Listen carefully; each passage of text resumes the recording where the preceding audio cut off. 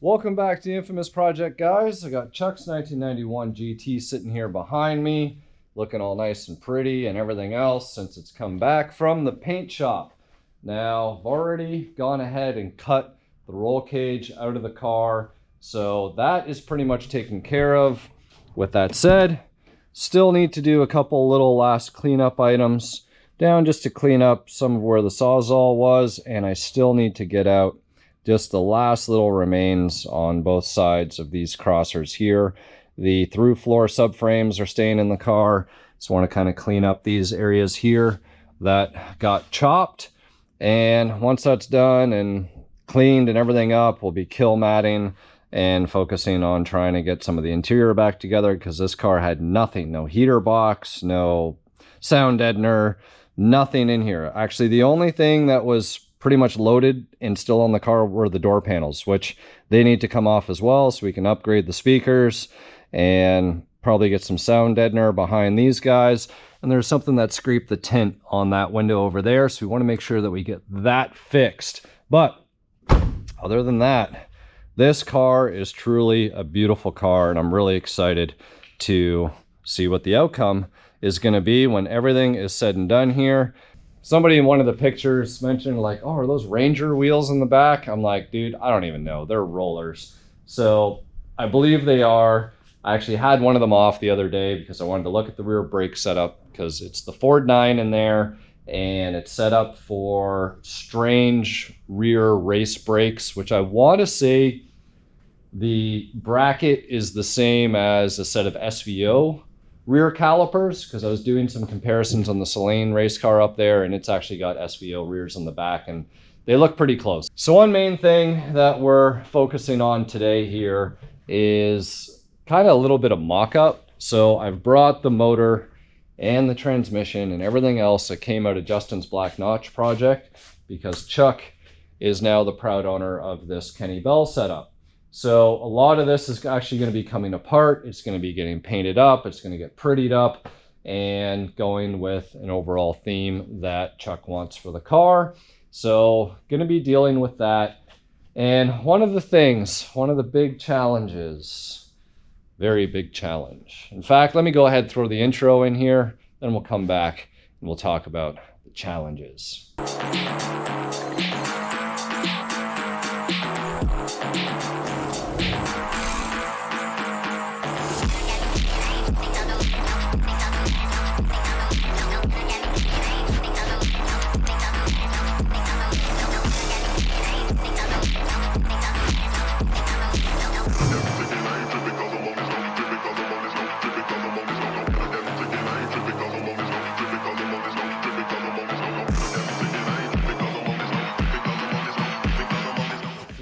This is a beautifully shaved out engine bay. Red Dog absolutely killed it. Got everything all cleaned and welded, and guys, not just in what you see here, everything was cleaned and painted and everything else. It's like a texture coating from the backside, but it's not just a bunch of, leftover weld globs or whatever else that some people leave. I know you don't see it once the inner fenders are on, but a car like this, the stuff you don't see is just as important as the stuff that you do see. So, one main concern that we realized after the fact of going through all this work, because you can see the holes are normally here, been shaved off, even in here, that's shaved and that's gone. Shaved over there, shaved over here, it is all shaved out and missing. So, do we want to cut holes in here for intercooler piping? Not really, because Chuck doesn't know ultimately what he's going to end up doing in the future. If he wants to maybe Godzilla swap the car or go with something that doesn't require the piping to be coming out of the inner apron. So I've been doing a little bit of measuring and tinkering and looking, because typically, all these pipes would have gone in the inner fenders, something like that, and then out and through the hole. So we can't do that now. So I had some extra piping. So I was looking at the yellow vert at home before I came over here and trying to see, which I do believe, I think we're going to have enough room to do something like this, guys. Now, I just need to make sure that we have enough angle here that will clear the headlight, and that can go up to obviously the top of the blower in some way, shape, or form, and that we can get a coupler down there. So this angle is probably wrong because this is a 90. So ultimately, you know, probably gonna have to get something that's, I don't know, 45, or 45 might not be enough. So anyways, I got a bunch of extra piping at home. That's where I got this one from. So we'll be messing around and we'll come up with a solution for there. You can see on the ground here, we got brand new QA1 goodies. So we got a QA1 K member, and this is pretty much the way that it comes out of the box. And a little bit different style for your steering rack and everything. You actually get the ability to position your steering rack where you want. So instead of having the offset bushings, so to speak, you know, you got all the adjustability that you want right in there.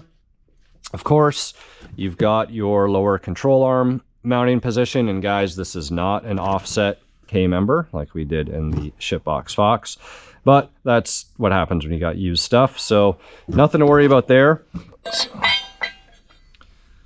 Yeah, so these are a pretty nice piece. I'm just trying to figure out ultimately how they go. So if I didn't know any better, it looks like we have the wrong engine mounts, because if we had these ones, we would be able to stick a factory small block in there with the mounts. So these ones are a different style. Wouldn't be surprised if this guy got himself like a Godzilla motor mount kit or something.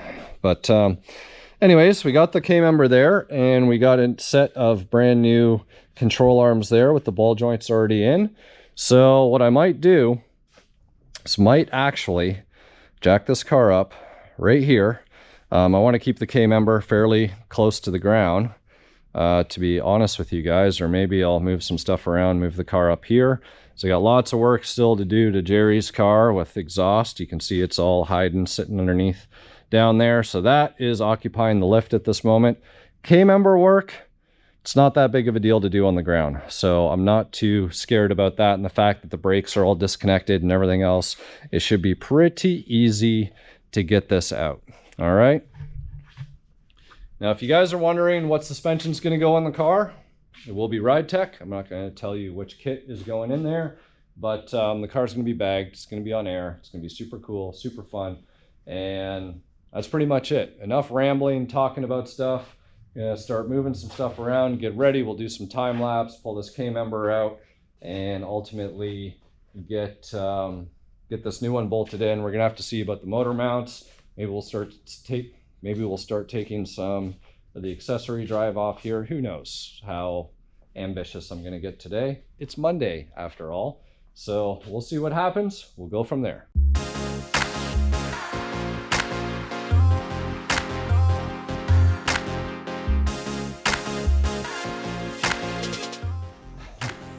All right, guys, I just saw something. I had to point it out. So, old school aftermarket race stuff. Look at this, street legal. Like, do you remember the last time you saw any aftermarket company make anything that's street legal? Like, not trying to knock aftermarket companies, I get it. There's probably so much red tape and politics and policies and legal and everything else involved to try and do this day and age, but like, let's be real, you buy a door handle this day and age, that door handle is for off-road use only, right? You buy a stickers for off-road use only. Everything and anything aftermarket this day and age is for off-road use only. And like, I get it, you know, it's the quick and it's the easy, and people don't want to pay for compliance, so to speak. They just want cheap, they want now, they want whatever, and well, that's why everything comes from China.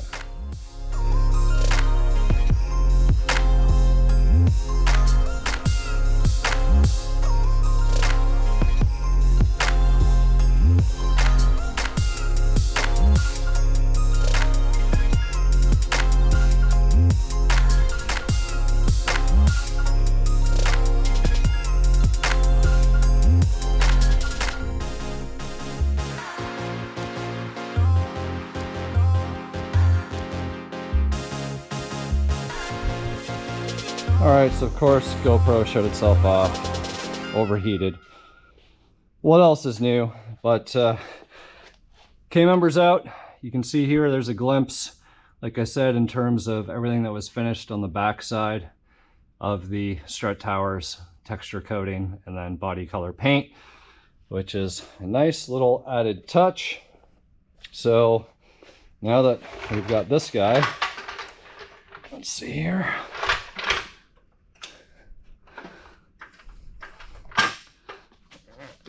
Drag it out. Come on.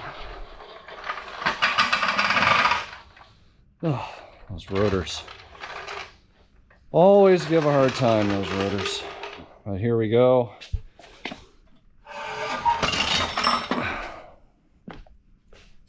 Pretty nice and clean. I'm gonna have to ask Chuck if maybe I can steal these rotors and these calipers for Project Foxidized.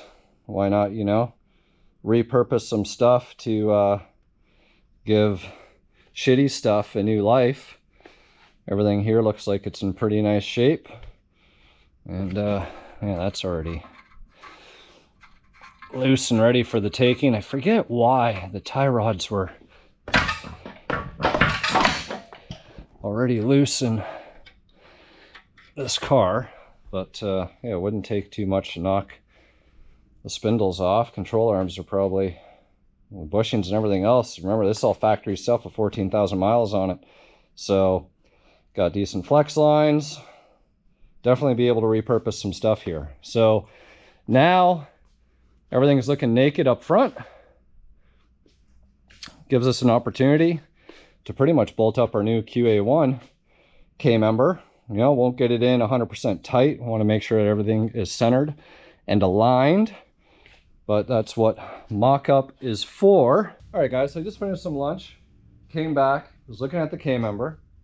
Opened up the box for the control arms. Now, the control arms are SN95 specific, which means the right ball joint is already pressed in here. So the control arm itself isn't any different. It's just the ball joint that's in fact different. So that way the castle nut will go all the way down onto the ball joint here and work properly with the spindle. Otherwise, you would have to use the spacer.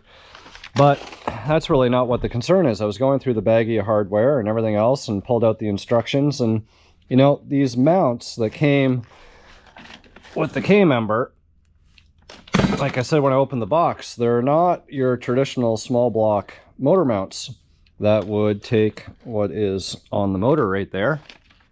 And I'm like, you know what? Let me take a look at the invoice from Summit. Chuck ordered an LS swap K-member. This will be a good one to roast him with when I send him the message, but at the same time kind of leaves me at a stopping point because it's like, well, I can't bolt in that K-member because it's actually a different part number. So I'm hoping that maybe the mounts are the same, but I have a feeling they're not because the K-member is a different part number. Now, it very well could mean that that part number, the K-member is the same, but the part number denotes what type of mounts come with it. So maybe they can just swap out the mounts. Anyways, Chuck's gonna have to get on the call with them and find out. And then we can resume work, so stay tuned. All right, guys, fast forward about 24 hours, well, maybe just under 24 hours to the next day here. And I got Chuck to call QA1. Crisis semi-averted because the K-member is actually the same. The part number actually just denotes which style motor mounts come with it. So that means we can actually go ahead and bolt this guy in. They're gonna exchange out the mounts, so we'll be able to swap those in accordingly after the fact, and we'll be good to go. I also took the opportunity to dig out the set of SN95 spindles that I had laying around. I've already drilled off the rivets that hold the dust shields on because we won't be running those ugly things. Dust and dirt collectors more than anything, if you ask me. So just gonna clean these guys up. We will paint them up. We've actually got Brembo ATS calipers here. We've got the Power Stop braided lines. Make sure we don't lose our clips. We've got our banjo bolts, and we've got the S&S insert kit to be able to bolt directly on instead of having to drill out the mounting holes for the spindles in this case. So that's all cool. And then did a little bit of a test a color test here, guys, for Chuck, because Chuck really wants a bronze color with his car in the engine bay. So I did this tensioner pulley. What do you guys think? I think it's a really nice, subtle, contrasting color that goes with the theme of the car. And nothing too crazy. You can imagine a bunch of this in the engine bay.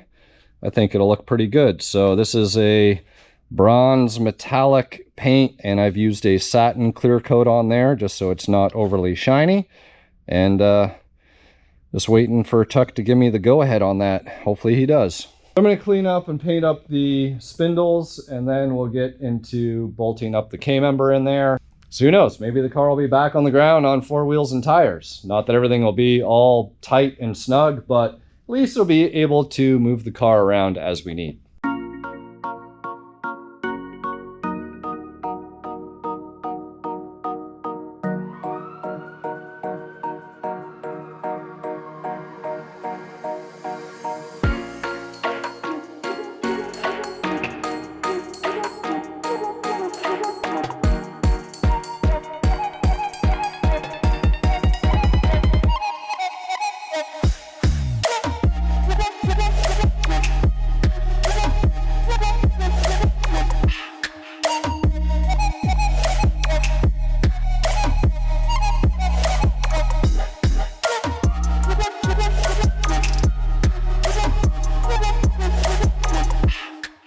So QA1 K-member is loosely, snugly bolted into place. Got the control arms. Again, they're there. They're not tightened down 100%.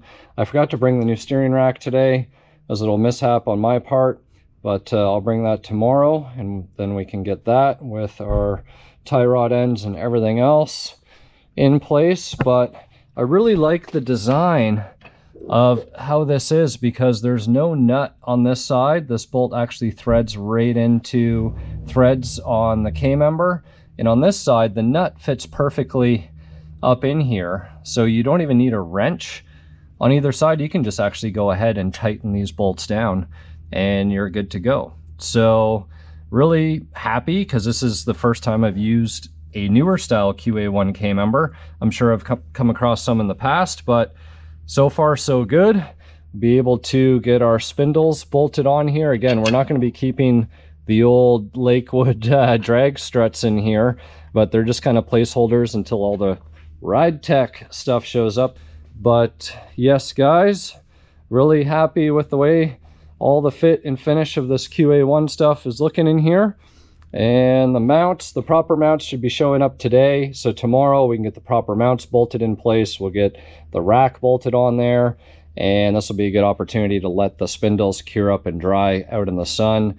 And we'll be able to pretty much get the car back down on the ground tomorrow. Alrighty guys, we got our steering rack here, and looking at our instructions. So if you remember, I showed you these little offset tabs that go into the K-member there, and what those are your built-in offset brackets, or what are they called? 4 stainless steering rack tabs. So here you can see, if you're using 79 through 95 spindles, you want to have them facing up. If you're using 96 through 04 spindles, you want the holes facing down. So you can see I already had them facing up. I'm ahead of the game.